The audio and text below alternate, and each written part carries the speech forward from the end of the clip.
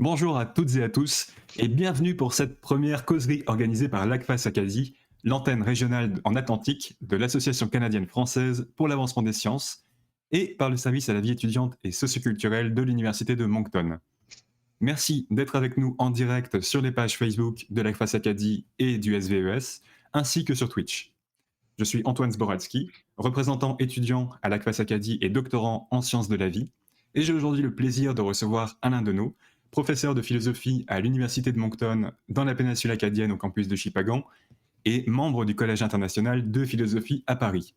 Alain, bienvenue et merci d'avoir accepté notre invitation. Merci à vous, c'est un plaisir. Nous allons aujourd'hui parler de ton dernier essai, Bande de colons, mauvaise conscience de classe, paru en septembre chez Lux Éditeur. Ce sera un format entrevue d'une 40aine de minutes, suivi de questions du public. Pour vous qui nous regardez confortablement depuis chez vous, au bureau ou ailleurs, n'hésitez pas à poser des questions en commentaire de la vidéo en direct sur Facebook ou sur Twitch. Je tâcherai de les relayer à notre invité. Alors, pour commencer, Alain, qu'est-ce que c'est que cette bande de colons et pourquoi la nommer, pourquoi en parler maintenant? D'abord, bande de colons, c'est une expression. Et mon livre n'est pas une apostrophe, c'est pas un anathème que je prends à mon compte, c'est un objet. Bande de colons, c'est un objet, c'est une expression sur laquelle on peut s'arrêter et qui est étonnante à deux titres. Étonnante d'abord parce que il s'agit d'une description qui me semble au plus près de ce que nous sommes ici et qui, quoique adaptée, quoique juste, euh, échappe aux usages courants. Ça a été étonnant pour moi de me dire, au fond, démographiquement, le Canada est un Chili à l'horizontale. Hein, si on regarde les choses sur le plan là, de l'étalement des gens hein, sur ce territoire continental, hein, essentiellement, je pense que c'est 90% des Canadiens qui sont à 75 km des États-Unis, hein, ou le long du Saint-Laurent. Quoi. On a là une concentration considérable de gens qui sont à la frontière sud et qui sont, du point de vue du statut, des colons. Il me semble que c'est l'expression la plus juste pour désigner ce que nous sommes ici. Or, euh, il est étonnant de voir que ce terme qui nous définit le mieux est un des moins réfléchis de notre tradition politique. C'est-à-dire que quand vient le temps pour nous de nous nommer, de nous dire qu'est-ce que nous sommes. Bon, pour un Français, c'est pas compliqué. Il est un citoyen d'une république. Bon, aux États-Unis, c'est pas tellement compliqué non plus. Ensuite, on peut discuter sur au fond, la récupération que ce mot de république a fait l'objet, dont ce mot de république a fait l'objet dans l'histoire en France. Bon, on pourra toujours, bon, mais le statut est clair sur un plan formel. Ici, le statut n'est pas très clair. Bon, nous sommes sujets de Sa Majesté, mais c'est assez rare qu'on se présente à ce titre. On va se dire citoyen, mais quand on se dit citoyen, c'est plutôt pour parler de la ville d'où on vient. Hein. Je suis citoyen de Boucherville, je suis citoyen d'Yves, hein, je suis citoyen de bon, et on est citoyen quand on voyage, sinon, parce qu'on a une citoyenneté canadienne. Mais on n'a pas le statut de citoyen parce qu'on n'est pas dans une république. Et au fond, ce dont on se rend compte, c'est que le Canada, du point de vue de sa constitution, au sens propre et au sens du processus historique, là, comment il s'est constitué, la constitution du pays, il est un bric-à-brac. Il est un bric-à-brac notionnel, c'est une monarchie qui est un jour un peu inclus de considérations bon, libérales, républicaines, bon, ainsi de suite. On a un peu amalgamé des notions pour donner lieu à cette espèce de bouillabaisse postmoderne dont on hérite aujourd'hui. Or, le statut de colon me semble le plus convenable pour nous désigner, étant donné ce qu'est l'histoire du Canada, étant donné d'où on vient, étant donné ce qui explique notre présence ici. Et quand je parle du nous, là, pour être très clair, je parle d'une présence de peuples, d'une population européenne hein, ou d'immigrants accueillis par elle hein, en vertu de ces institutions sur le territoire, disons au détriment des Premières Nations, pour le dire simplement et de manière expéditive. Il n'y a pas Alors, beaucoup de pays dans le monde où le statut de colon est affirmé et assumé. Il y a peut-être Israël, hein, où on va nommer comme tel le colon, hein, comme étant un acteur qui n'est pas un décideur, qui est un pion, en fait, qui est un agent qui, lui, sciemment accepte d'être sur un territoire pour l'occuper, hein, et pour nuire à une population qui se trouve, elle, occupée, oui.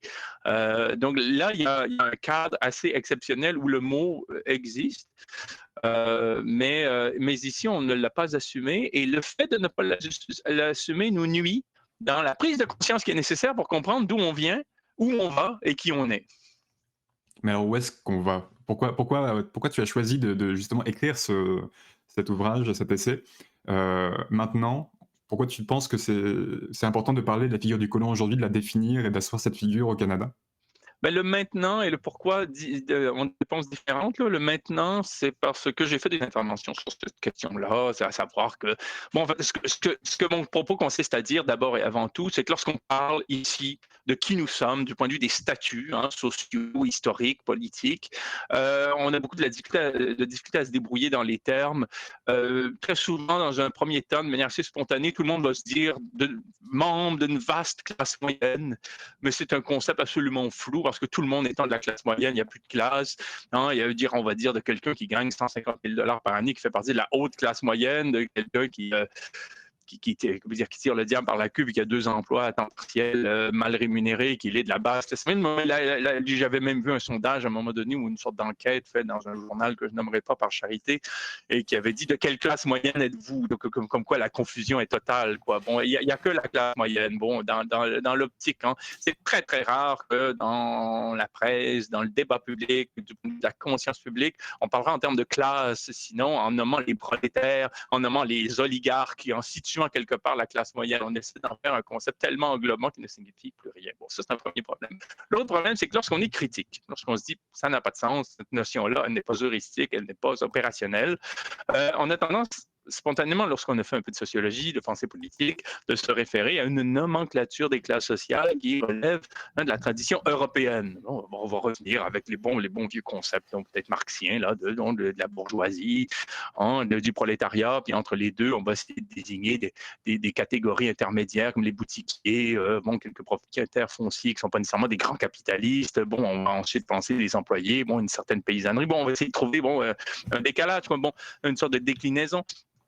Je pense que cet ensemble de notions, ce corpus est pertinent pour désigner cette classe moyenne dont je parlais tout à l'heure, mais n'est pas suffisante pour traiter du cas canadien. Le cas canadien est plus complexe et il est plus spécifique. Et j'ai cru bon, à un moment donné, à faveur de conférences, je suis en train de répondre en fait au pourquoi, d'essayer de débrouiller tout ça et de rappeler qu'au fond, s'il y a des classes sociales ici, d'abord et avant tout, pour les penser, on doit s'en remettre à une nomenclature spécifique à l'histoire coloniale qui est la nôtre et désigner 3 grandes catégories d'acteurs sociaux: les colonisateurs, les colons, les colonisés. Bon, rapidement, les colonisateurs, c'est une minorité. On pourrait parler d'oligarchie aujourd'hui, ou du fameux 1% dont il a été question dans la décennie 2010, hein, c'est-à-dire ces oligarques, ces puissants, qui sont autant un mélange de décideurs publics majeurs, là, de haut vol, en même temps que des détenteurs de capitaux, des grands banquiers, des investisseurs dans le domaine industriel, et ainsi de suite,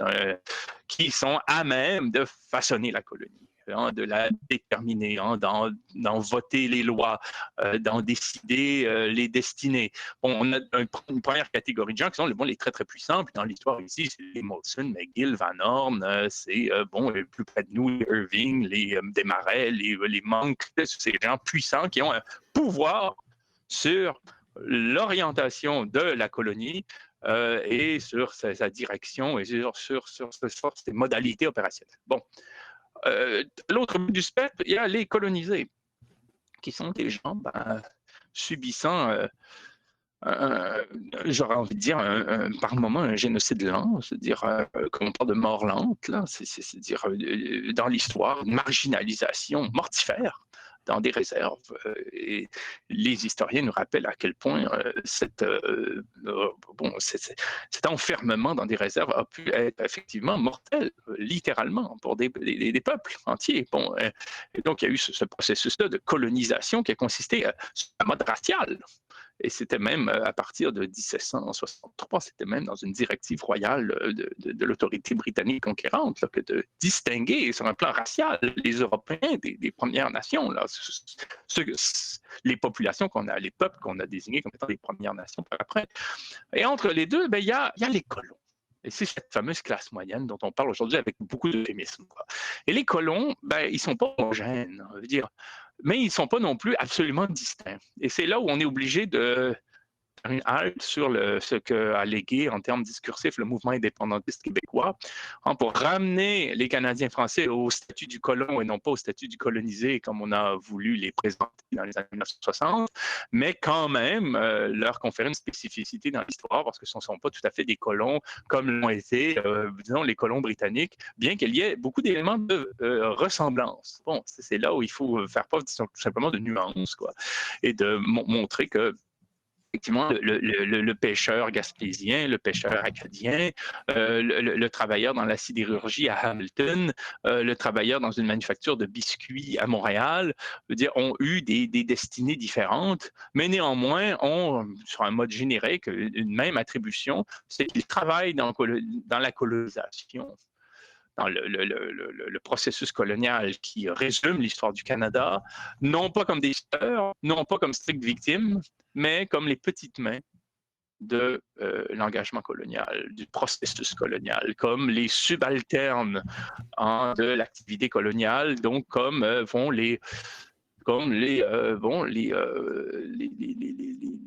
subordonnés de cette grande histoire. Donc, ils ne décident pas, ils ne profitent pas, ils ont au passage un petit butin assez médiocre, quoi, une sorte de petit avantage. Ça peut être un lopin de terre, un poste dans une administration, un petit salaire, une paire de tickets pour la partie de hockey du lendemain. Ça peut être toutes sortes de petits avantages qu'on tire du fait de collaborer ici avec les colonialistes, enfin les colonisateurs, pour éviter de vivre dans la souffrance et l'abjection à laquelle on a réduit les peuples, eux, résolument conquis sur une base raciste, disons-le, sans détour.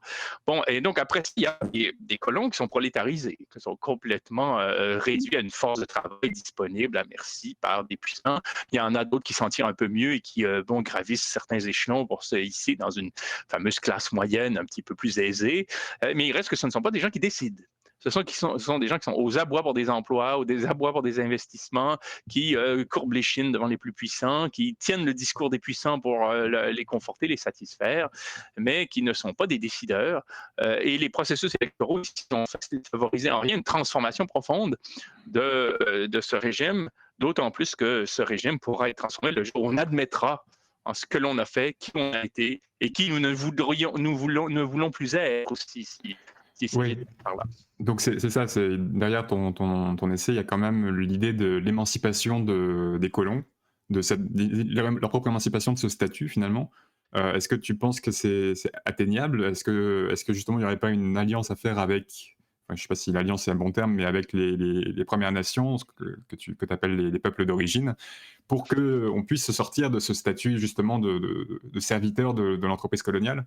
Ce rapport-là est absolument indispensable. On ne peut pas penser à un essor autrement que par une récidive, par un réinvestissement d'une scène qui est déjà produite et que l'historien Richard White décrit très bien dans un livre qui porte le titre de Middle Ground. Il faut quand même se demander pourquoi il a fallu aller à Toulouse pour obtenir une traduction de ce livre. Mais il reste que le livre de Richard White, le Middle Ground, malheureusement, il n'a pas été je dirais, suffisamment traduit. On a manqué de souffle quand il est venu le temps de traduire le titre. Non, mais je pense qu'on aurait pu tout simplement le traduire par le terrain d'entente. C'est-à-dire qu'il y a eu les siècles derniers, lorsque la conquête d'Européens à des étapes différentes là, a conduit à des guerres, à des rapports d'influence, à une transformation des colonisés en colons pendant un certain temps, parce qu'on en a fait des collaborateurs qui pratiquaient la traite des fourrures sur un mode quasi industriel dans les standards de l'époque. hein, quitte à complètement mettre son dessus-dessous une économie de la nature qui était évidemment précaire. Bon, des guerres qui ont entraîné des migrations vers l'ouest. On s'est retrouvé dans la région des Grands Lacs entre gens de partout, hein, je veux dire des communautés qu'on qualifie d'autochtones aujourd'hui, des Européens de différentes provenances, qui ont eu à faire république. Dans un rapport qui, évidemment, impliquait le marchandage, mais ne s'y réduisait pas.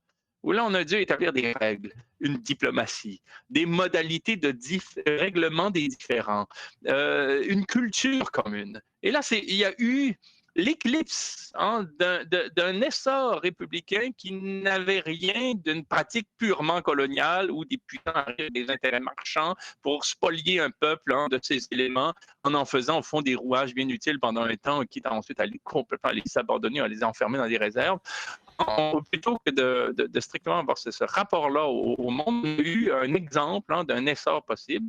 Et pour y arriver, il faut simplement qu'on soit capable, surtout nous, colons, de se regarder en face, tout simplement, de passer par ce moment psychique où on se nomme tel qu'on est. Le problème du Canada, c'est qu'il a développé par sa propagande tout un discours de fausse conscience. On sait plus se nommer, et c'est pas très important. L'important, c'est de consommer, peut-être un consommateur avec un pouvoir d'achat, et sinon, on s'identifie par le cortex préfrontal à toutes sortes de figures anecdotiques. Hein, comme Terry Fox, un championnat de hockey, je ne sais trop, le bras canadien sur une navette spatiale. On ne sait plus à quelle broutille s'accrocher pour donner une sorte de semblant de consistance à une étendue qui n'en a aucune.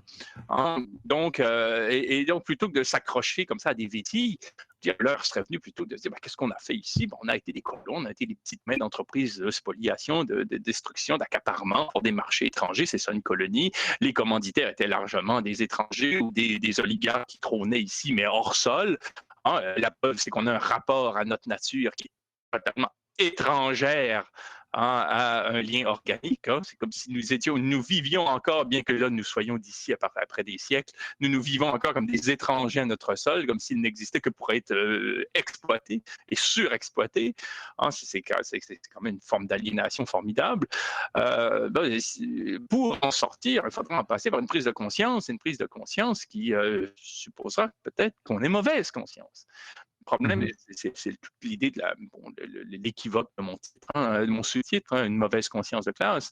C'est-à-dire que parce qu'on a mauvaise conscience, quand vient le temps de se regarder en face, parce que c'est pas du tout glorieux de se dire qu'au fond, on n'a même pas été soit des franches victimes ou des vrais conquérants, mais simplement les éléments médiocres entre eux deux qui servaient à accomplir un dessein, ma foi, foi vil et très peu moral. Mais à ce moment-là, comme on a mauvaise conscience de classe, au sens où on arrive mal à se lire, à se voir, à se percevoir, à se concevoir dans l'histoire, et on se voit par des billets tout à fait erronés. Il faudra un jour se regarder en face. Et c'est à ce prix-là qu'on arrivera aussi à quitter ce que nous avons été, c'est-à-dire à démanteler le Canada, puisqu'il s'agit essentiellement d'un pays impérialiste, et à former des entités régionales qui existent à des échelles viables, où on peut vraiment discuter. Moi, personnellement, évidemment, j'ai rien contre les Saskatchewanais, je les connais pas, mais je sens toujours un peu artificiel le fait de devoir délibérer avec eux quand vient le temps d'élaborer des politiques qui se veulent nationales et publiques et qui sont censées me représenter. C'est-à-dire qu'on est dans des ensembles qui sont complètement artificiels et qui nuisent à la délibération, alors que si on fondait des entités politiques, hein, censées conforme à des dynamiques régionales viables et existantes et observables, à ce moment-là, on pourrait effectivement passer une étape supérieure et s'émanciper.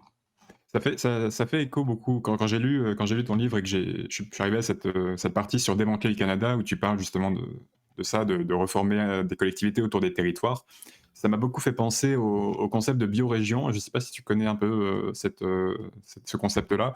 Les biorégions, c'est des territoires dont les limites ne sont pas définies par des frontières politiques, mais par des limites géographiques qui prennent en compte à la fois les communautés humaines et les écosystèmes. Donc, est-ce que c'est un peu de ça que tu te rapproches quand tu parles de refonder des collectivités à ces échelles-là? Je suis pas passé par ce chemin-là sur un plan intellectuel, mais je m'y reconnais tout à fait là, oui. Sur le plan, je dirais cette fois des nécessités. Heu, un déclic que j'ai pu avoir pour ma part, pour en arriver à ce constat-là, c'est lorsque j'ai lu le livre, j'ai relu, hein, aux fins d'un cours que je devais donner, le volumineux ouvrage d'Émile Durkheim, Le Suicide. Bon, j'avais complètement oublié la conclusion. D'ailleurs, j'ai parlé ensuite à des amis sociologues en leur demandant qu'est-ce que c'est la conclusion du suicide. Personne s'en souvenait. Et c'est quand même saisissant parce qu'en fait, ce que fait Durkheim, qui est friand de statistiques hein, comme sociologue, c'est de faire des recoupements statistiques à son époque. C'est avant Internet puis avant un appareil Mhm. d'État bon, plus performant maintenant qu'avant. Euh, avant donc qu'on en il arrive quand même à, bon, je vais faire ça court, là, mais à croiser des statistiques qu'il a à sa disposition pour essayer ensuite d'expliquer qu'est-ce qui fait qu'on se suicide sur un plan social, quoi, indépendamment des incidents et puis des histoires individuelles et intimes. Et il essaie d'analyser, d'observer, de dégager des tendances. Et son constat à la fin, c'est de dire on se suicide parce que nous sommes les membres d'entités politiques trop grandes. Nous sommes membres d'entités politiques trop vastes, c'est-à-dire que nous nous sentons comme une goutte dans l'océan. Nous sentons que On contribue pas. oui, on contribue pas à nos réflexions, nos votes, nos participations, notre activité, se trouve subsumé sous un grand tout qui est tellement décalé, tellement éloigné, qu'il fait de nous finalement des atomes, quoi, des rouages. On se sent, on se sent pas investi de sens, alors que dans des communautés où il y a une cohésion régionale, sociale plus grande, où on connaît un peu tout le monde, je dirais que ma présence depuis 3 ans dans la péninsule acadienne n'est pas étrangère non plus à cette sensibilité-là. Je dirais là où on sent qu'il y a un sens, quoi, puis au sens même d'une direction avec des carrefours, puis bon, bon, pour le meilleur et pour le pire, parce qu'ensuite on peut aussi bon, faire une sociologie des petits espaces, des démographies restreintes. Là. Je ne suis pas en train d'idéaliser, mais il dit ça, lui. Bon, que ça contribue au suicide. Quoi, et bon, ça a fait réfléchir. Et sans nécessairement, sans nécessairement, moi, comme ça, postuler une échelle, là, puis dire, voilà, c'est cette échelle-là qui est la plus adéquate. Quoi. Il reste qu'effectivement, lorsqu'on est dans un tout qui s'appelle le Canada, où c'est à des milliers de kilomètres d'ici qu'on décide de ce qu'il va y en être des pêches, puis de la construction d'un oléoduc, puis des mesures fiscales, là, je ne sais trop quel acteur social qui visitera jamais la capitale de sa vie parce qu'elle est tout simplement trop éloignée, on sent bien qu'on est dépossédé là, et qu'on est administré. Et ce qui en découle du point de vue de la psychologie politique, quoi, c'est de se vivre comme administré. Et on se fait dire aux 4 ans, ben, vous pouvez choisir votre administrateur. Mais on est loin du principe républicain, théorique au moins, à savoir que ben, l'institution publique est le reflet d'une volonté politique souveraine et qu'elle est censée, en quelque sorte, être bon, la traduction hein, d'une délibération en cours au sein du peuple et qu'elle trouve sa légitimité dans ce lien-là. On est administré par des puissants qui sont des colonisateurs qui aujourd'hui n'ont plus vraiment de nom. Enfin, ils ont des noms changeants. C'est ce qui compte, hein, le capital, le pouvoir. À la fois financier, industriel, lobbyiste, relationnel, de s'imposer dans la filière de l'eau, dans la filière des céréales, dans la filière du gaz, dans la bon, pour bon, imposer ses vues. Avec un peu de gouvernance là-dedans, on va obtenir les assentiments qu'il faut pour bon, aller de l'avant avec des projets comme ça, d'exploitation colonialiste. Quoi.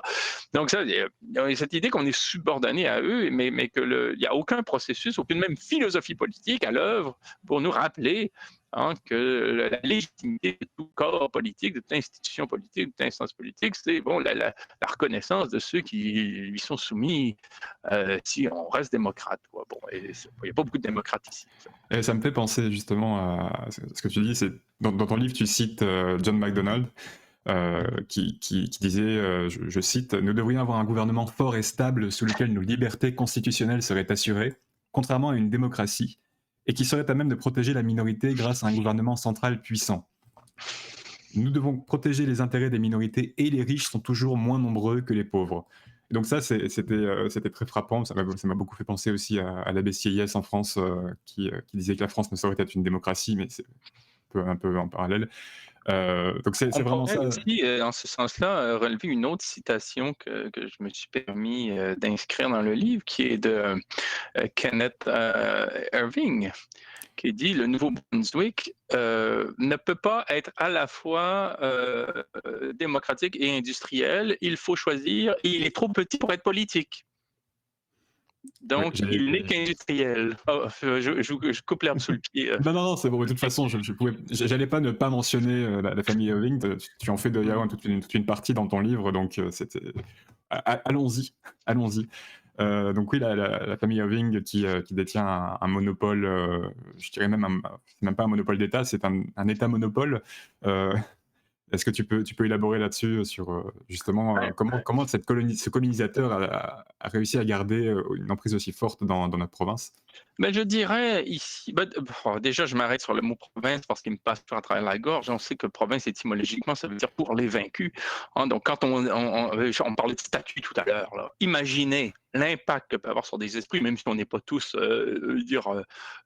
férus de philologie au point de pouvoir faire l'étymologie de chaque mot. Lorsque continuellement on nous dit qu'on est dans une province, hein, c'est-à-dire qu'on nous a aménagé des espaces que nous faisons partie des vaincus, et ça inclut évidemment les colons qui sont simplement au fond, les gestionnaires de ce régime, hein, administrant les vaincus. Ça percole, quoi, ça finit par façonner les esprits. Je vais dire, quant à l'Irvingui, ce que je disais sur les Desmarais au Québec ou d'autres familles ailleurs, il n'y a pas de raison qui fasse, puisqu'on est à la classe, là, qu'il n'y a pas de raison qui fasse que ces pouvoirs-là ne fassent pas l'objet de réflexion. Bon, les Irving, puissants comme ils sont, présents comme ils sont, tapageurs comme ils sont, parce que sans me référer à des métaphores animales, là, ils délimitent très bien leur territoire, ils arrivent à s'imposer comme un pouvoir qui mérite réflexion. Et quand je dis réflexion, je ne veux pas dire des hagiographies où on les cite en début d'ouvrage comme étant des héros de l'histoire. Je parle de réflexion critique digne de l'université. Bon. Et ils méritent donc qu'on réfléchisse à ce qu'ils sont. Bon, moi, dans un premier temps, il me semble qu'une famille comme celle-là, qui est présentée, dont aucun premier ministre ne veut parler, mais aucun, sauf depuis Louis J. Robichaud, là, depuis 1970, il n'y a pas un premier ministre qui a voulu simplement parler des relations qu'implique cette famille-là, comme si c'était un tabou.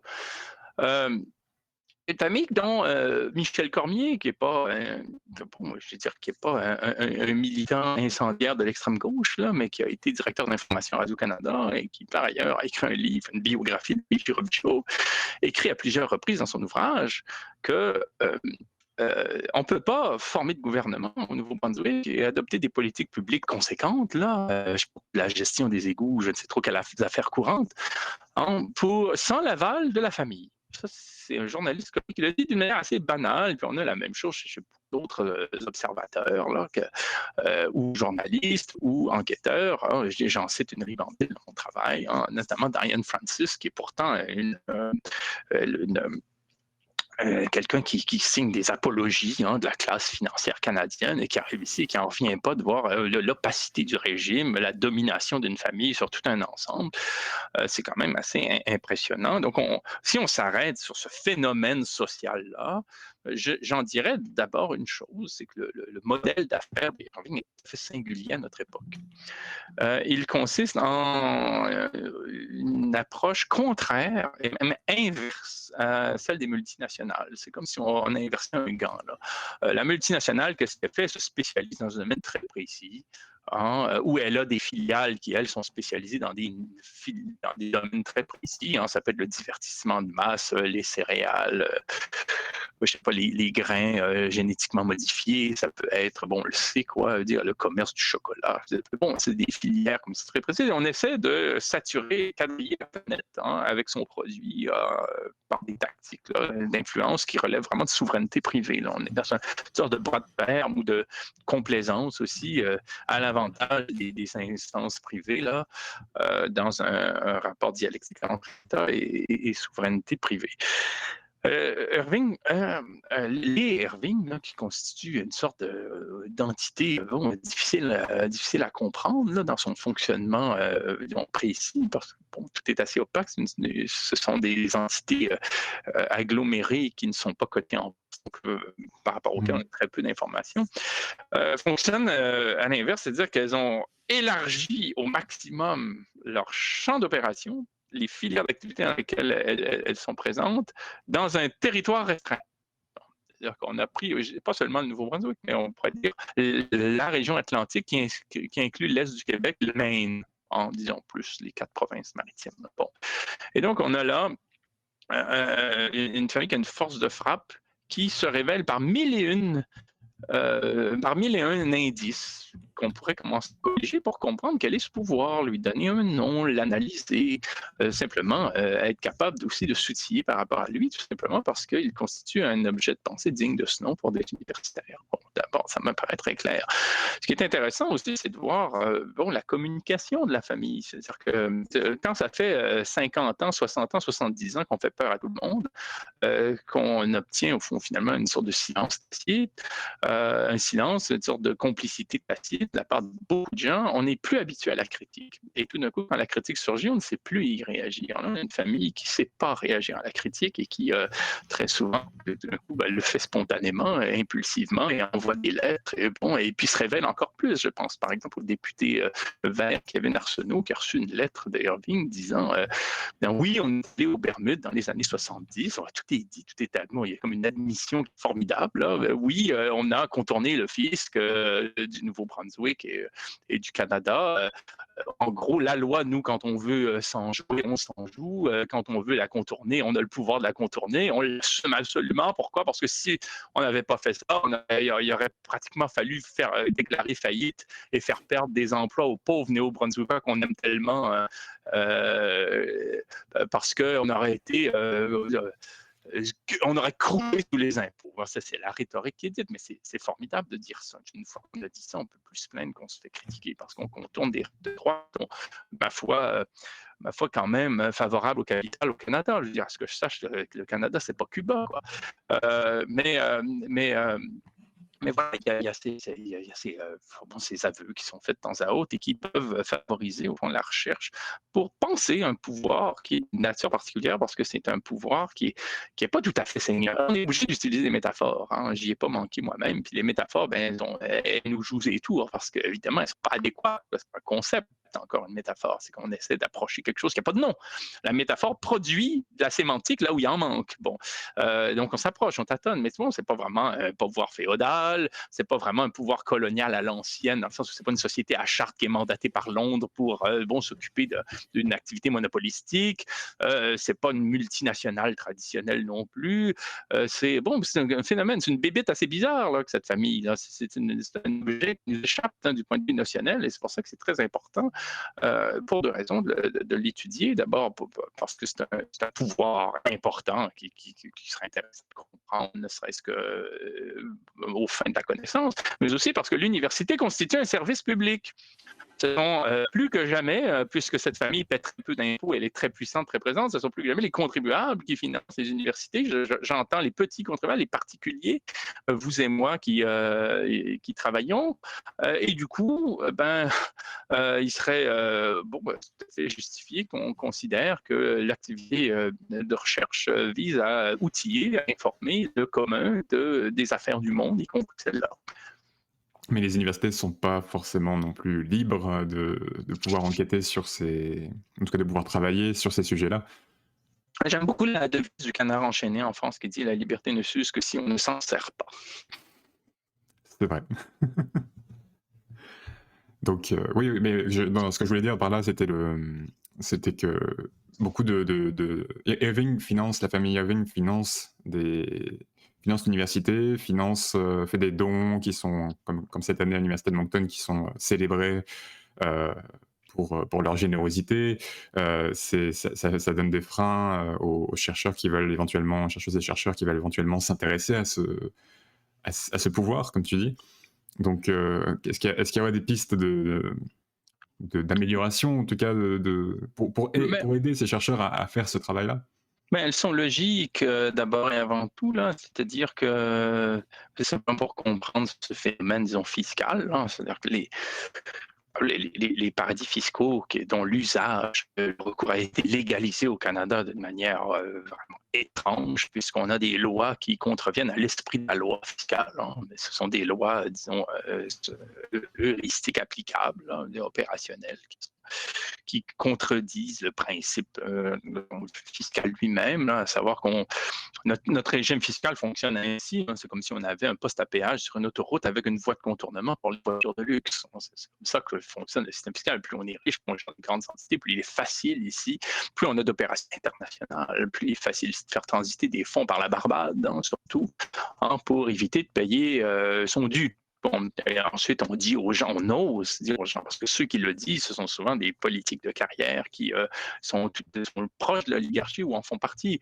On ose dire aux gens, vivez-vous de vos moyens, faut se serrer la ceinture, la fête est finie, c'est la fin de la récréation. Enfin, bon, c'est quand même incroyable de dire ça, alors que ceux qui se payent un grand party depuis 50 ans, ou 40 ans, tout le moins, ce sont les oligarques, quoi. Bon, et à eux, on ne dit rien. Il serait vraiment préférable qu'on paie des impôts au taux que serait le nôtre s'il n'y avait pas cette concurrence des paradis fiscaux. Et là, c'est une autre intervention, on l'aura un jour, là, si on le veut. Mais je veux dire, si dans un monde, il faut se rappeler qu'en 1980, le taux d'imposition au palier fédéral seulement.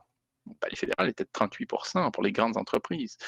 Elle est rendue à 15%. Vous voyez la dégringolade, quoi. C'est-à-dire que non seulement on a laissé les capitaux fuir, mais on a diminué la charge fiscale des capitaux qui sont restés. Donc le manque à gagner est terrible. C'est ce qui fait qu'ensuite les États disent mais il n'y a plus d'argent pour les universités. Comme il n'y en a plus pour la culture, pour le logement, pour l'aménagement du territoire, pour tout ce qui est important, hein, pour nous tous. Alors que les entreprises continuent de bénéficier du soutien de l'État. Non, je dis, leur personnel est formé sur mesure aux frais des contribuables dans des universités, dans des collèges techniques, dans des écoles secondaires. On aménage le territoire, on asphalte les routes, on construit des aéroports. On dit c'est sur la base des deniers publics qu'on finance les infrastructures. On offre des forêts, mais je veux dire en disant faites-y à peu près ce que vous voulez. Hein.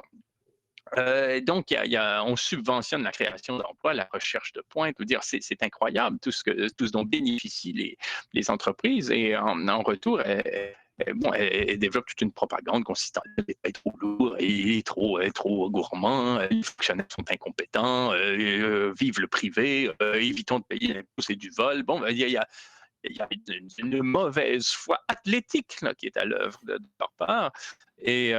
Et c'est tout ça qu'on peut essayer de débrouiller sur un plan critique, tout simplement, et avant même de militer, de se rouler dans des broches, de se présenter avec des bannières ensanglantées. Il ne s'agit même pas d'en venir à ça. C'est simplement de comprendre d'abord, dans un premier temps, comme universitaire, quel est cet objet, qu'on ne va pas faire semblant que tout est rose et on va faut pas faire comme ça des fresques comme ça en hommage à des gens que Howard Zinn présentait comme des barons voleurs. Non, c'est sûr. On va passer à la période de questions maintenant, là, il est presque 12h40. Si vous avez des questions, si le public qui nous regarde a des questions, n'hésitez pas à les poster en commentaire sous la vidéo Facebook, en direct. Moi, il y a une personne qui m'a écrit parce que la personne ne pouvait pas assister aujourd'hui, mais elle nous regardera à distance, donc on attend que quelqu'un pose des questions en commentaire, là j'en vois pas.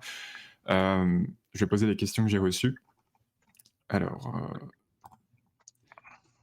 c'est une question d'Arnaud. Les combats racialistes que nous vivons en ce moment dans de nombreux pays n'amoindrissent-ils pas les chances d'obtenir un jour des alliances entre colons et colonisés? Ben, oui, ça me permet de répondre à une question que j'ai laissée en suspens tout à l'heure sur le maintenant. Pourquoi parler du livre? Pourquoi le faire maintenant? Et aussi, bon, puis une autre question, enfin, j'ai laissé tomber quelques balles en jonglant, là, et je vais essayer d'en rattraper une. Cette alliance-là, on n'aura pas le choix de la faire. Et on n'aura pas le choix de la faire pour des raisons circonstancielles. Et on a un grand problème, nous, modernes, nous, occidentaux modernes. On a un grand, grand problème. C'est qu'on s'est convaincu depuis 2 siècles, depuis le siècle des Lumières, là, en gros, depuis plus de 2 siècles, que nous sommes des sujets de volonté et que le monde est à notre disposition, hein, et qu'il suffit pour des sujets politiques de vouloir quelque chose pour qu'il s'en suive des répercussions historiques, sociales, vérifiables. Quoi. Bon. J'ai bien aimé quand je suis retombé sur un texte d'Hannah Arendt sur la violence et la politique. De voir parmi les définitions, hein, du pouvoir, parce qu'elle est un peu embêtée, Hannah Arendt, de voir que continuellement on cite pouvoir, violence, puissance, d'une manière interchangeable. Alors, elle essaie de distinguer les mots. Elle dit, bon, ouais, voilà, c'est quoi la puissance en politique, c'est quoi le pouvoir, c'est quoi la violence, c'est quoi... Bon. Et à un moment donné, elle arrête sur la force. Elle dit, la force, ce n'est pas ce qui relève de la volonté, c'est ce qui se passe par la force des choses. Il arrive dans l'histoire que des choses se passent indépendamment de la capacité qu'ont les sujets politiques à délibérer, à trancher et à décider. Il arrive un moment où, par la force des choses, il faut en changer de paradigme, penser autrement, modifier nos approches. Et en ce qui nous concerne au Canada, et ça fait partie de l'urgence, au-delà de la volonté, des processus psychologiques, hein, de la souveraineté, des partis, bon, c'est indépendamment de tout ça, il arrivera au 21e siècle un moment majeur pour nous comme pour tous les peuples du monde, à savoir une crise climatique et une crise de la biodiversité qui nous pend au bout du nez et qui s'additionne à d'autres crises que sont dire la pénurie dans le domaine de l'énergie et dans le domaine des mines. Bon, on est notre régime d'exploitation extractiviste, productiviste, consumériste et capitaliste est un régime irresponsable, hein, puisqu'on veut engranger à l'infini des profits dans un monde fini. Ça a été dit 1000 fois, un enfant comprend. Hein, bon, et et parce qu'on continue sur ce mode irresponsable, la mondialisation financière, ce régime de production et de consommation qui repose sur des traités de libre-échange, sur l'autonomie des banques centrales, sur la capacité qu'ont les banques à produire de la monnaie, sur le devenir souverain des multinationales qui sont pratiquement des semblants d'États, là, qui ont un pouvoir cumulé qui transcende celui des États. Tous ces phénomènes-là relèvent aujourd'hui d'une étoile morte. Hein, ce n'est pas viable. Hein, et il faudra à un moment donné bon, revenir à des échelles qui ont du sens, ne pas considérer qu'on peut à tout jamais consommer des objets comme ça qui nous viennent de Chine, hein, et qui ont traversé la planète pour être fabriqués par enfants, on donne $1 par mois, il faudra en revenir à une organisation qui est plus sensée, qui est adaptée et qui est aussi une réponse à une crise. Et donc, il faudra devenir républicain. Qu'est-ce que ça veut dire? On peut utiliser un autre mot, démocrate, on peut utiliser différents mots, hein, si on n'aime pas celui-là, un peu macho, qu'on l'utilise spécifiquement, mais par commodité et sur un mode conceptuel et philosophique, j'y recours, on deviendra républicain au sens où il faudra, qui que nous soyons, sur un territoire donné, à une échelle sensée, s'organiser autrement que sur le mode de la guerre civile et du rapport fasciste des plus puissants envers des plus pauvres, des dominés, et se dire, bah, qui sommes-nous? Que pouvons-nous? Quelles sont nos forces? Quels sont nos atouts? Quelles sont nos compétences cumulées? Qu'est-ce que nous avons à disposition? Comment, d'une manière viable, pouvons-nous nous organiser? En fonction de quels besoins? En fonction de quels désirs? En fonction de quelles aspirations? Comment coordonner tout ça? Qui que nous soyons, hein, on sera pris ensemble, hein, dans notre langue vernaculaire en français, en Amérique, on dirait qu'on est pognés ensemble, on est pris là, sur ce territoire-là, nous, hein, Mi'kmaq, je veux dire, haïtiens de deuxième génération, québécois, acadiens, il faudra à un moment donné s'organiser. Parce que cette crise-là sera un choc qu'on n'imagine même pas au 21e siècle. Et le mieux qu'on puisse faire pour l'instant, puisque les décideurs publics n'ont absolument pas résolu à le faire, c'est de nous y préparer et de penser des formes d'organisation régionales, forcément, alternatives et incluantes. Inclusives. Oui. Une autre question de Cédric pour l'Acadie Nouvelle. Donc, quel lien peut-on faire de ton analyse avec les événements de pêche par rapport à la pêche de subsistance entre les Acadiens et les Autochtones? je connais pas assez le dossier dans le détail pour me prononcer.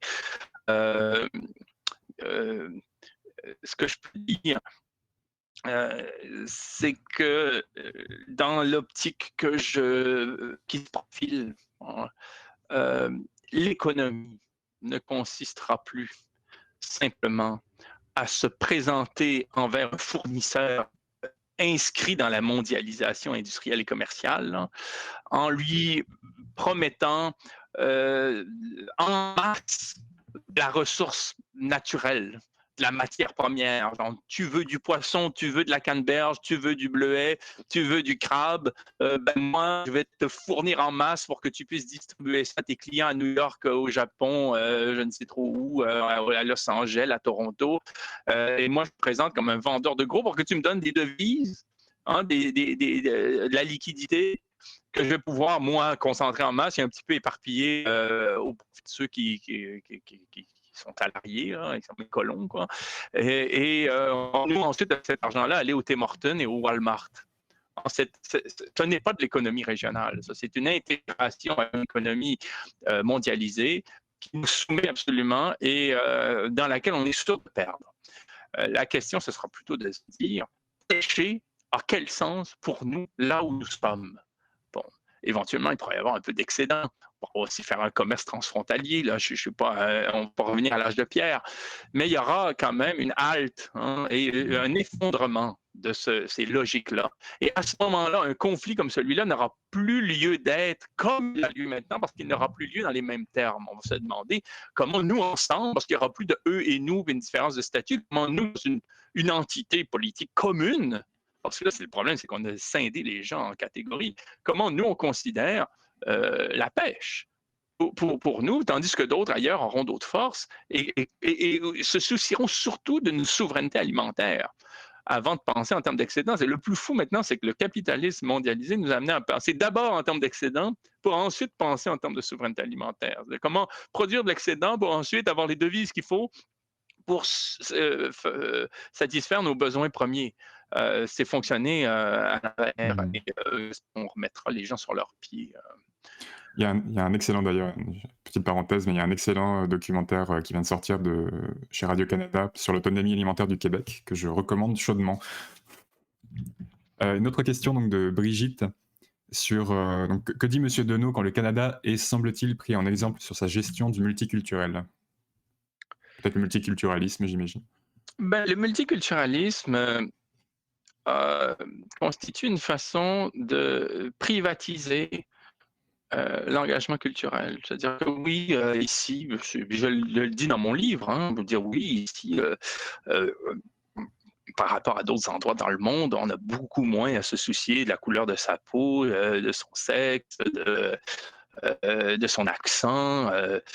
Il y a un Chilien un jour me disait qu'à Toronto, la plupart des locuteurs anglophones n'ont pas l'anglais comme langue maternelle. Bon, mais au fond, pensez-y. euh, Ça, c'est dans le domaine privé. Vous pouvez parler les langues que vous voulez, pratiquer le culte que vous voulez, cuisiner les plats qui vous chantent, dire faire des festivals. C'est bon pour le tourisme d'ailleurs, c'est super. Bon, dire vous organisez et l'important, c'est que vous suiviez l'œuvre coloniale, c'est que vous restiez des colons. Comment? En participant au business en anglais. Alors, si vous êtes prêt à participer au business préférablement en anglais, pour le reste, vous faites ce que vous voulez parce que le colon, c'est simplement bon, la personne qui se soumet à une tâche qui lui est réservée dans une grande entreprise qui consiste à exploiter un territoire au profit d'ayants droit, au profit de fondés de pouvoir, de possédants. Et cela, tant qu'on ne le critique pas, on peut y aller. Quoi. Mais parler aux gens de Winnipeg qui ont un sens de l'histoire et qui se rappellent les grèves qui ont été faites hein, par des Ukrainiens hein, ou par des étrangers au nom hein, du droit des travailleurs. Hein, et vous verrez que l'idylle multiculturelle s'arrête hein, lorsqu'on remet en question ces modalités de fonctionnement-là. Alors ensuite, on a une autre question de Marie-Noël.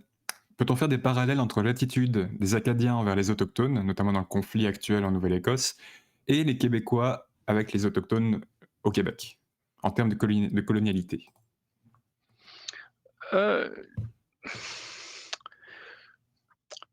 Ce n'est pas ma spécialité. Je le dirais comme ça, pour être honnête. Il y a des gens beaucoup plus compétents que moi pour penser les relations spécifiques entre communautés à l'échelle du Canada. Je regrette que dans la question, on ne parle pas des anglophones comme si eux, ils avaient envers les peuples d'origine un rapport transparent et pacifiste. Je veux dire, on pourrait vraiment instaurer une dialectique entre un camp très largement européen, avec toutes sortes de nuances à faire, et un autre contre celui des peuples premiers, si vous voulez. Et moi, ce qui m'intéresse, étant donné que ma formation, c'est en philosophie, puis ce qui m'intéresse, c'est de développer des concepts. Hein. Les concepts, ils ne tombent pas du ciel, il faut les faire, il faut les élaborer. Bon, puis à partir de là, on pense des situations comme celle-là, et puis peut-être que les concepts peuvent nous aider à voir des choses qu'on n'aurait pas vues sans eux. Ça ne fait pas de moi un spécialiste de toutes ces menues questions. Cela dit, on est dans un rapport aujourd'hui où bon, on vit d'avoir enfermé des communautés dans des réserves qui ont été mortifères. Et on peut pas. Et je vais m'arrêter là parce que ça supposerait une préparation de ma part. Puis, mon objet, ça a été plus le colon, mais on ne peut pas penser que on va en quelque sorte surmonter la dialectique, hein, comme ça peut être fait, comme si ça pouvait se faire par deux coups de cuillère à peau. Peut-être un mot par contre. Je trouve que c'est très important, mais peut-être que ces conflits-là ont cette vertu-là, ces tensions-là, de sortir les peuples d'origine de la conception du bon sauvage qui s'observe autant à droite qu'à gauche. À droite, on peut très bien mépriser les peuples d'origine en les voyant comme étant primitifs, comme étant dépassés, comme étant enfantins, comme étant superstitieux, comme bon, au regard d'un déploiement technologique rationaliste des Européens depuis les Lumières. Bon, et à gauche, on peut les voir comme d'une manière mythifiante, comme au fond des peuples près de la nature, organique, exemplaires, purs, pas corrompus du tout. Il est important de faire l'histoire de peuples qui ont connu des guerres, qui ont connu des régimes politiques, qui ont développé des modalités diplomatiques pour s'entendre entre eux, qui ont une histoire riche et bon, complexe. Et si on ne comprend pas la complexité qui façonne la culture des peuples d'origine, si on ne la reconnaît même pas comme principe, on ne pourra avoir que des problèmes. Mhm. Il y a une nouvelle question de Damien. Durant les années 60 aux Pays-Bas, on a assisté à un déclin de l'industrie manufacturière locale à cause d'une augmentation de l'extractivisme et de l'exportation des ressources naturelles. On a appelé ce phénomène syndrome hollandais. Pensez-vous donc que l'Est du Canada soit atteint de ce syndrome et comment pensez-vous qu'on pourrait s'affranchir de l'extractivisme ambiant? Vaste programme. Oui, ben, en fait, on va s'en. Je reviens à la question de la force des choses. Hein. Aujourd'hui, on a beaucoup besoin de minerais pour satisfaire l'informatique, les techniques de pointe et le capitalisme vert, étrangement, qui n'est pas vert du tout, du tout, du tout. Les batteries de pointe, les voitures électriques, les panneaux photovoltaïques, les tours éoliennes, ainsi de suite, ne représentent en rien une approche écologiste. On fait ça déplacer le problème de l'enjeu du climat à l'enjeu minier. Hein, bon, c'est tout. On déplace un problème pour maintenir un mode de vie irresponsable de la part d'une près 20% de consommateurs dans le monde, soutenus par des oligarques qui ont intérêt à ce que les gens consomment dans ces régions-là du monde. Donc il y aura. Et puis bon, s'il s'agit de dire moi ce que j'en pense sur le plan de mes compétences, j'insisterai surtout pour dire que le mot d'économie doit être complètement revu et redéfini en fonction d'un principe qui est celui des relations bonnes entre eux et sujets et territoires et espèces vivantes. L'économie, c'est ça dans notre tradition, hein. Si on remonte à il y a 2500 ans, puis on égrène toutes les acceptions du mot dans différents domaines. Hein, l'économie, c'est une pensée des relations bonnes. Alors, si on arrive avec des foreuses et du cyanure et on détourne de l'eau, on pollue des nappes phréatiques, on rend les gens malades pour avoir de l'or qui vont permettre à des New-Yorkais d'avoir des beaux bijoux et puis se distinguer socialement, part dans un engagement économique. Parce que c'est absurde de faire tout ça, ça choque l'entendement. Donc l'économie, qu'est-ce que c'est? C'est de penser des agencements féconds, bons, euh, pertinents. C'est là qu'il y a de l'économie, encore une fois, dans un sens conceptuel qui n'a rien à voir avec ce qu'on a fait du mot depuis là. Et l'exploitation minière doit souvent simplement arrêter, effectivement, de ce point de vue-là. C'est-à-dire qu'il n'y a aucun sens à extraire de l'uranium, de l'or, des diamants, comme on le fait, parce que l'utilité est quasi nulle. Hein, et on l'a déjà beaucoup fait dans l'histoire, on en a abondamment.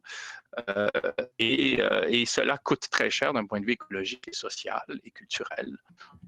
Donc, il est souhaitable qu'on s'organise en disposant de moins de choses et en ayant des projets qui soient moins fous, moins irresponsables. Il faudra en revenir à une certaine frugalité qui sera dure à accepter pour beaucoup de gens qui ont un train de vie là, qui est irresponsable, mais qui sera néanmoins porteuse de sens, je crois, beaucoup plus sensée, beaucoup plus spirituelle au fond, beaucoup plus fondée. Il y a beaucoup de dépenses compensatoires qui se font aujourd'hui du fait d'une frustration liée à ce régime colonial là, qui est le nôtre. Et il faut le considérer aussi. Dernière question de Kevin. Vous parlez d'une gouvernance à nouvelle échelle. Une réforme de la gouvernance locale se trame au Nouveau-Brunswick. Première question, est-ce une réforme dont nous avons besoin ou d'une révolution? Deuxième question, quels sont les concepts qu'il faut garder en tête en organisant une nouvelle structure de gouvernance locale? Oui. D'abord, j'ai fait un livre qui s'intitule Gouvernance, le management totalitaire. Je récuse ce mot. Le mot gouvernance est très jeune. On ne l'utilisait pas il y a encore 20-30 ans. Il est apparu à renfort de subventions auprès des associations locales, des universités, hélas. C'est un terme qui provient du monde de l'entreprise privée. Et le sens, la visée de ce mot, hein, qui s'est répandu, hélas, hein, consiste à faire, en fond, à penser toute forme d'organisation à l'aune de celles qui prévalent dans l'entreprise privée. Au fond, l'entreprise privée a développé un certain nombre de concepts et on l'a ensuite étendu à des domaines étrangers à celui de l'entreprise privée. Hein. C'est pour ça qu'aujourd'hui, on parle de clients tout le temps, de parties prenantes, d'acceptabilité sociale, hein, de tous ces mots, alors que, bon, à ce que je sache, moi, un étudiant à l'université ou un passager dans un autobus hein, ou un spectateur au théâtre ne sont jamais des clients. Il y a une notion de service public qu'on a complètement fait disparaître, de citoyenneté. Et donc, je parlais de politique, bon, de politique régionale, de politique. Et bon, la question, c'est de savoir, bon, est-ce qu'il s'agit d'un projet révolutionnaire? Oui, tout à fait, c'est un projet révolutionnaire, mais qui n'est pas romantique. Donc, quand je parle de révolution, je n'ai pas en tête, encore une fois, ces bannières ensanglantées qu'on peut avoir comme ça, subitement à l'esprit, ou cette idée, une sorte d'ivresse populaire comme ça, qui emporterait toute une foule pour renverser sur son passage toutes les formes de domination. Il s'agit simplement d'une révolution qui risque de s'imposer d'elle-même, au sens où, bon, qu'est-ce qu'une révolution? C'est ce qui rend révolu. Bon, la révolution rend révolu des institutions, des modalités, des méthodes, un vocabulaire nuisible hein, et suranné. décalé, bon, par rapport à un état des lieux, par rapport à des urgences, par rapport à des nécessités, par rapport à des désirs, par rapport à des souhaits, des analyses. Et je crois que oui, ces structures coloniales, impérialistes à la canadienne sont vouées à être révolues, hein, c'est-à-dire à appartenir au passé, au profit d'un monde beaucoup plus adéquat quant aux urgences qui sont les nôtres et aux aspirations qui peuvent être les nôtres, si on se voit autrement que comme des colons. Juste une dernière question, parce que je pense que je l'avais raté tout à l'heure. Dans le contexte où les paradis fiscaux sont créés pour les élites, par les élites, n'est-il pas illusoire de croire qu'ils disparaîtront un jour? Ben, oui, en effet, s'il n'y a pas un coup de barre là, qui est donné, s'il n'y a pas cette, cet effondrement dont on parle là, de plus en plus, c'est pas seulement moi, là, mais il y a toute une mouvance là, de biologistes, de physiciens, d'analystes de diverses compétences là, qui parlent d'un monde qui est appelé à muter, hein, de changement de paradigme pour les raisons à la fois écosystémiques, énergétiques et minières que j'ai évoquées, ou s'il n'y a pas un soulèvement de la part d'une population qui pourrait enfin être un peu fière, effectivement, les choses ne changeront pas. Aujourd'hui, on a au palier fédéral, je ne parle même pas d'ici, des gouvernements qui continuellement font la sourde oreille quand on leur parle des paradis fiscaux. Ils feignent de ne pas comprendre le phénomène pour n'y changer rien. Jusqu'à tout récemment, on avait un ministre des Finances, William, qui a lui-même des parts dans une entité qui porte son nom et qui a des actifs à la Barbade, à aller demander à cette personne-là ensuite de réformer ou d'abolir le système. C'est pas pensable. Donc, il faudra un jour peut-être voter pour des gens qui croient en la mission sociale de l'État. Mais bon, ça, c'est une autre question sur le plan de la réelle politique, mais sur le plan de l'histoire, je crois qu'il y aura simplement une mutation telle qu'on devra s'organiser tout autrement à la faveur de transformations objectives. Parfait. Donc nous arrivons à la fin de cette causerie. J'ai vu qu'il y avait encore d'autres questions. Je pense qu'on pourrait y passer très très longtemps, peut-être toute l'après-midi, mais c'est pas le but de cette causerie ici. Encore merci Alain d'avoir accepté notre invitation et merci beaucoup aussi de contribuer à la production, à la diffusion du savoir en Acadie. Plaisir, Je, liberté. je remercie également Andy Couturier et Rémi Goupil du service à la vie étudiante et socioculturelle pour leur précieux soutien logistique. À vous qui nous regardez, merci de nous avoir suivis durant cette heure de discussion. N'hésitez pas à vous procurer le livre Bande de colons dans votre librairie indépendante préférée, si vous ne l'avez pas déjà fait. Alain Deneau est également l'auteur de nombreux autres livres tout aussi passionnants. Vous pouvez également vous abonner à la page Facebook de l'ACFAS Acadie et du service à la vie étudiante pour rester au courant de nos futurs événements. L'ACFAS Acadie vient d'ailleurs de lancer son infolettre, dont je vais poster le lien dans le commentaire sous la vidéo dans un instant. Et vous pourrez vous y inscrire si vous voulez être tenu au courant de nos activités par courriel. On se retrouve le vendredi 13 novembre prochain à 13h30, toujours en ligne pour notre prochaine causerie, durant laquelle je recevrai Éric Doucet. Éric est un jeune chercheur en littérature à l'université de Moncton qui travaille sur l'obsession de l'or chez l'auteur français controversé Céline. D'ici là, portez-vous bien et passez une excellente après-midi. À bientôt.